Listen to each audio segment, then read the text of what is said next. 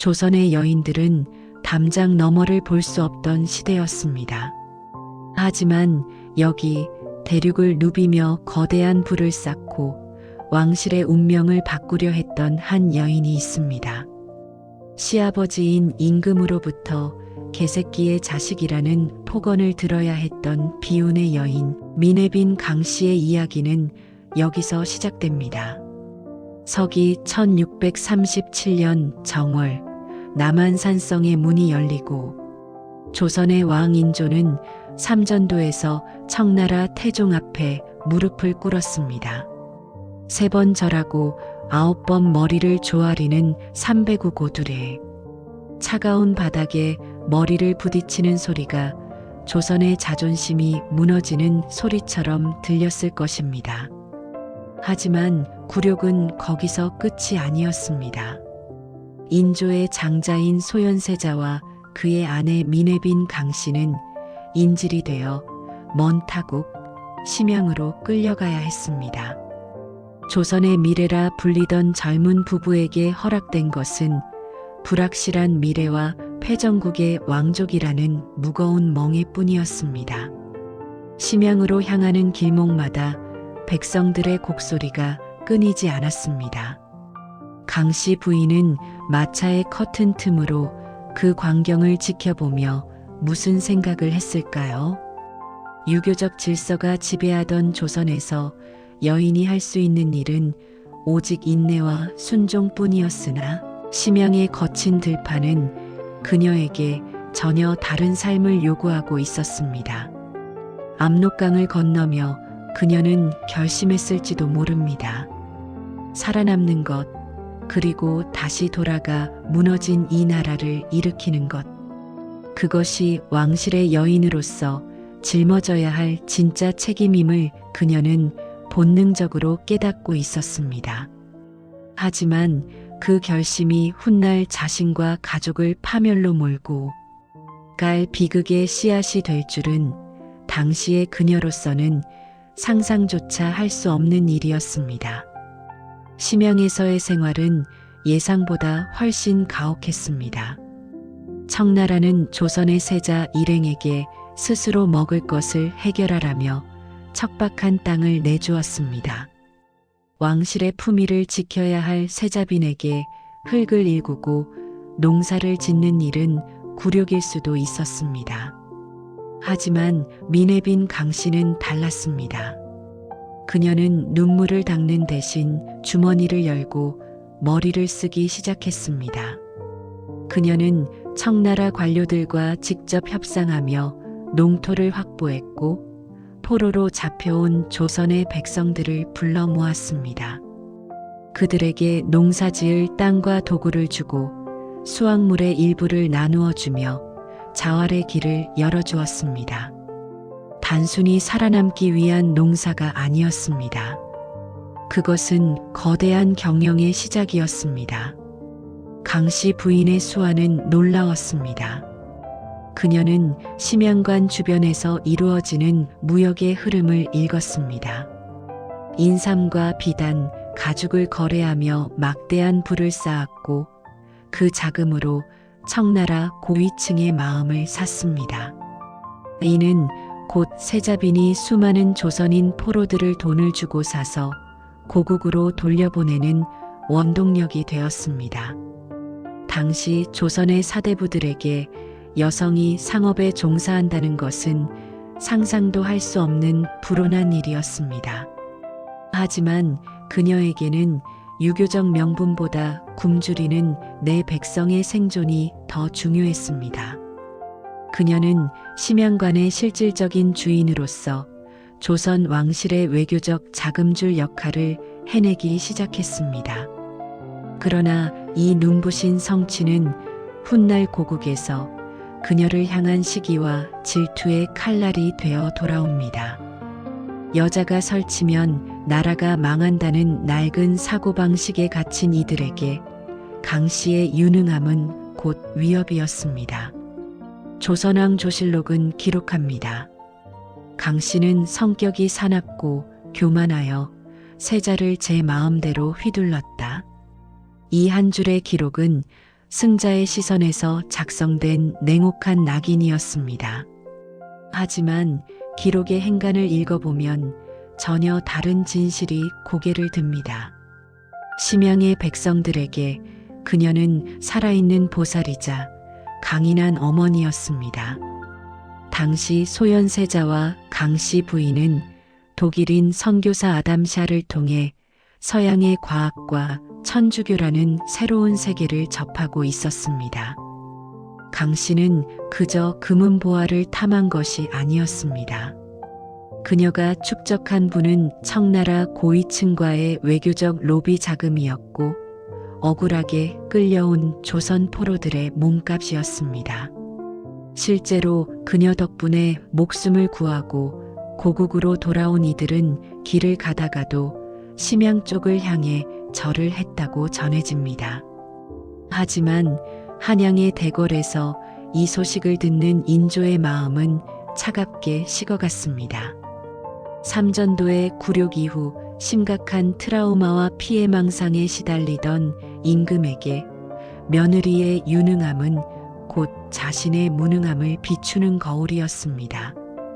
특히 강씨가 청나라 황실과 긴밀한 관계를 유지하며 세자를 대신해 국정을 운영하는 듯한 모습은 인조에게 있어 단순한 월권이 아닌 찬탈의 전조로 보였습니다.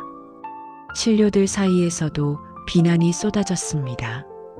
내명부의 여인이 장사를 하여 이익을 남기니 이는 나라의 수치다라며 유교적 잣대를 들이대었습니다. 그들에게 강씨는 조선의 근간을 흔드는 불온한 존재였습니다. 칭송은 담장박 백성들 사이에 머물렀고 비난은 서슬퍼런 어명으로 구체화되기 시작했습니다. 기록은 그녀를 사나운 여인으로 적었으나 그것은 어쩌면 시대를 앞서간 한 여성을 감당하지 못한 시대의 비겁한 변명이었을지도 모릅니다. 인조는 왜 그토록 자신의 며느리를 미워했을까요? 단순히 성격이 강해서였을까요? 그 이면에는 소현세자와 강씨 부인이 가져올 새로운 세상에 대한 노왕의 지독한 공포가 자리 잡고 있었습니다. 삼전도에서 겪은 치욕은 인조에게 평생 씻을 수 없는 상처이자 트라우마였습니다. 그는 청나라를 부모의 원수로 여겼고 언젠가는 복수해야 할 오랑캐로 규정했습니다. 하지만 심양에서 돌아온 소현세자와 강씨 부인의 눈은 달랐습니다. 그들은 이미 청나라의 압도적인 국력과 서양의 발전된 문물을 목격한 뒤였습니다. 그들에게 청나라는 타도해야 할 대상이 아니라 배우고 교류해야 할 거대한 실체였습니다. 인조의 눈에 비친 며느리 강씨는 더 이상 순종적인 조선의 여인이 아니었습니다. 청나라 황실의 비호 아래 막대한 부를 거머쥐고 서양의 기묘한 물건들을 들여오며 심지어는 천주라는 낯선 신을 믿는 무리들과 교류하는 여인. 인조는 두려웠을 것입니다. 만약 저들이 청나라의 군사력을 등에 업고 자신을 폐위시킨 뒤 조선을 전혀 다른 나라로 바꾸려 한다면 어떻게 할 것인가? 기록에 따르면 인조는 강씨를 가리켜 개새끼의 자식이라는 임금으로서는 차마 입에 담기 힘든 욕설을 내뱉었습니다. 이것은 단순한 분노가 아니었습니다. 자신의 권력이 송두리째 흔들리고 있다는 비겁한 자의 비명이었습니다. 강씨의 당당함은 인조에게는 오만함으로 그녀의 유능함은 반역의 증거로 읽혔습니다. 질투와 공포가 뒤섞인 광기는 서서히 며느리의 목을 조를 덫을 놓기 시작합니다. 1645년 2월 마침내 소현세자와 강씨 부인이 8년여의 인질 생활을 마치고 고국으로 돌아왔습니다. 하지만 그들을 기다리고 있던 것은 환대가 아닌 차가운 침묵이었습니다. 그리고 귀국한 지 불과 2달 만에 건강했던 소현세자가 갑작스러운 죽음을 맞이합니다. 온몸이 검게 변하고 눈과 귀에서 피를 흘린 누가 봐도 명백한 독살의 흔적이었습니다. 남편을 잃은 슬픔이 채 가시기도 전에 화살촉은 강 씨를 향했습니다. 인조는 기다렸다는 듯 며느리를 옥죄기 시작합니다. 그 결정적인 구실은 이른바 전복구이 사건이었습니다. 인조의 수라상에 올린 전복에 독이 들어 있었다는 보고가 올라왔고 인조는 배후로 강 씨를 지목했습니다. 증거는 빈약했고 증언은 고문에 의해 조작되었습니다. 강 씨의 궁녀들이 죽어나가면서도 그녀의 결백을 주장했지만 인조는 듣지 않았습니다. 오히려 그는 강 씨가 평소 나를 원망하며 저주를 퍼부었다는 해괴한 논리를 내세워 그녀를 별궁에 가두었습니다. 화려한 비단옷 대신 거친 수의를 입고 좁은 방에 갇힌 강 씨. 한때 심양의 광활한 대지를 호령하던 여장부의 날개는 그렇게 꺾였습니다. 그녀가 갇힌 방의 문은 밖에서 못질되었고 음식조차 구멍을 통해 겨우 전달되었습니다. 하지만 그녀는 비굴하게 목숨을 구걸하지 않았습니다. 침묵 속에서도 그녀의 눈빛만은 여전히 궁궐의 가장 깊은 곳, 시아버지가 숨어있는 편전을 매섭게 꿰뚫고 있었습니다. 그것은 죽음을 예견한 자의 마지막 존엄이었습니다. 1646년 3월, 인조는 결국 며느리 강 씨에게 사약을 내립니다. 사약을 마시기 직전까지도 그녀는 당당함을 잃지 않았다고 전해집니다. 그녀의 죽음 이후 어린 세 아들은 제주도로 유배되었고 그중 2명은 그곳에서 의문의 죽음을 맞이했습니다.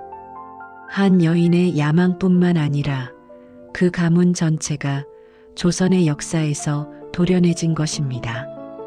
여기서 우리는 멈춰서서 질문을 던지게 됩니다.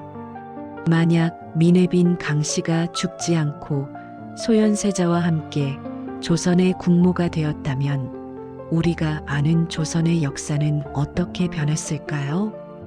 그녀는 성리학의 명불론에 갇혀 북벌이라는 허황된 꿈을 꾸는 대신 청나라의 앞선 기술을 받아들여 백성들의 삶을 풍요롭게 하는 실용의 길을 택했을 것입니다.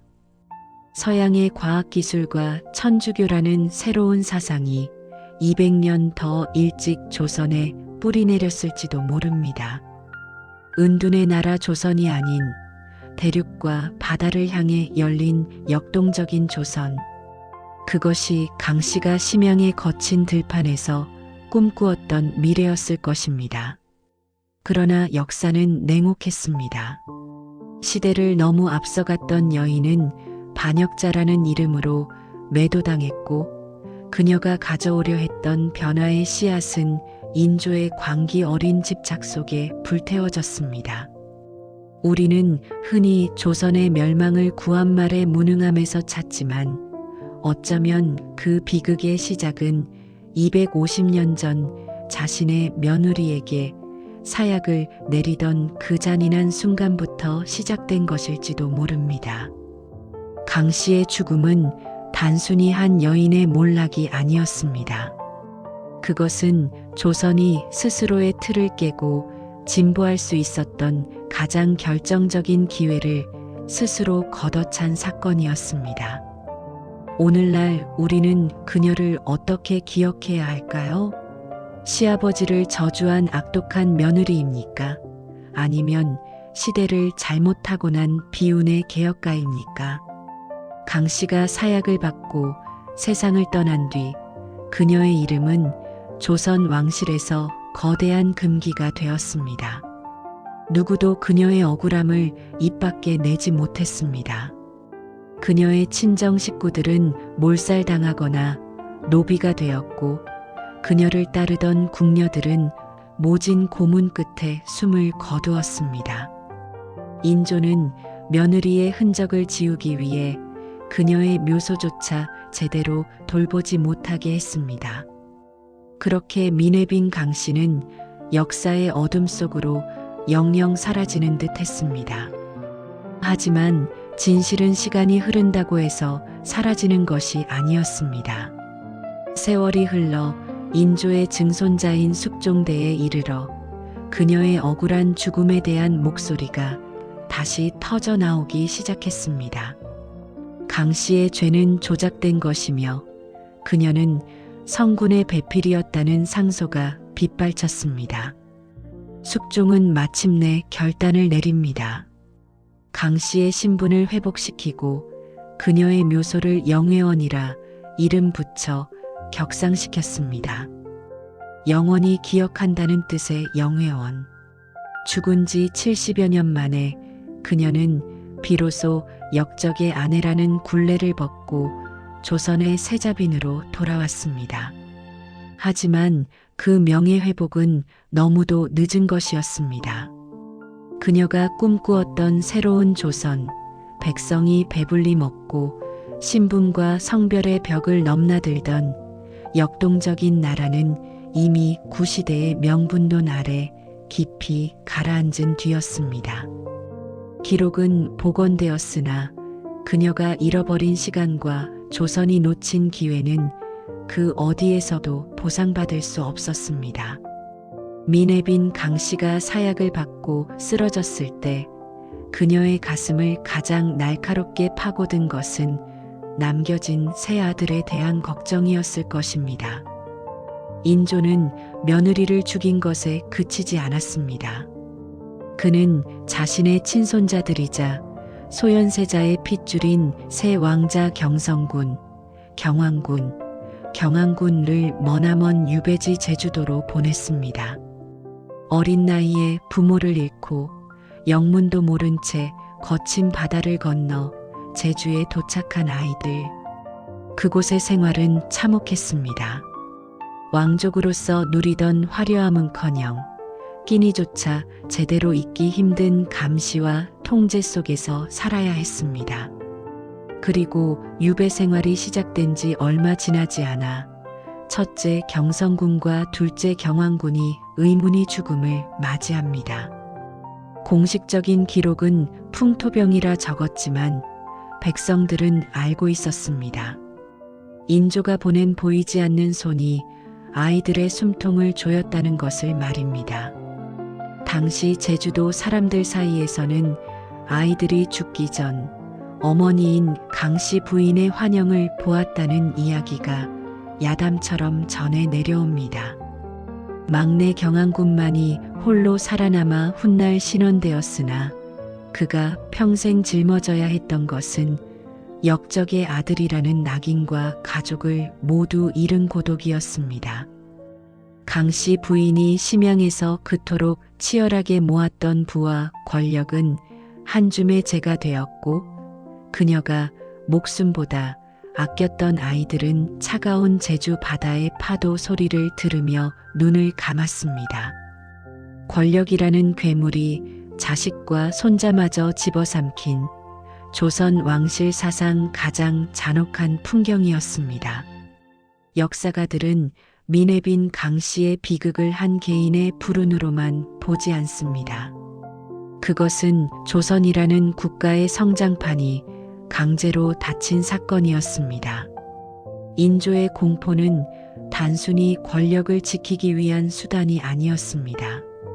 그것은 새로운 시대, 새로운 문물, 그리고 자신보다 유능한 젊은 세대에 대한 기성세대의 뿌리 깊은 저항이었습니다.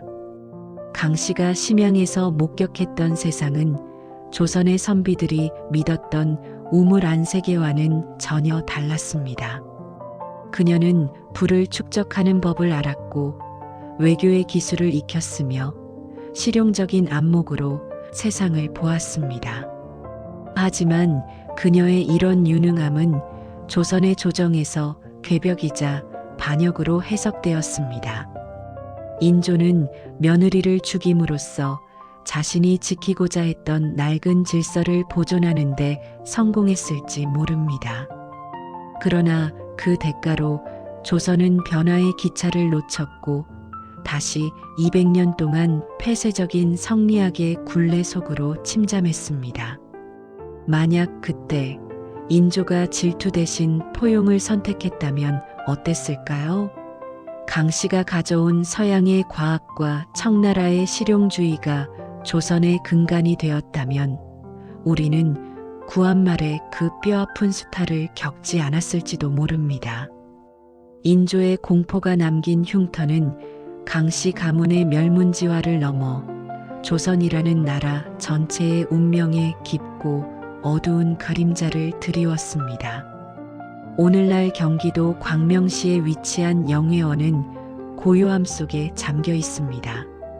한때 대륙을 호령하고 조선의 개혁을 꿈꿨던 여인의 안식처라고 하기엔 너무나 적막합니다. 그녀가 죽음으로써 지키고자 했던 가치는 무엇이었을까요? 우리는 미내빈 강씨의 삶을 통해 질문하게 됩니다. 틀을 깨려는 자를 향한 세상의 폭력은 멈추었는가? 혹시 우리도 익숙한 질서를 지키기 위해 누군가의 새로운 가능성을 오만함이나 불온함으로 치부하고 있지는 않은가? 그녀의 비극은 과거에만 머물러 있지 않습니다.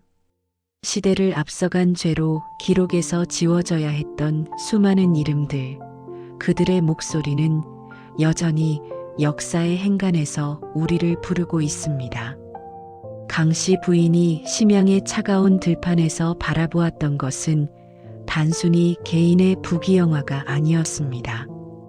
그것은 바로 더 나은 미래에 대한 갈망이었습니다.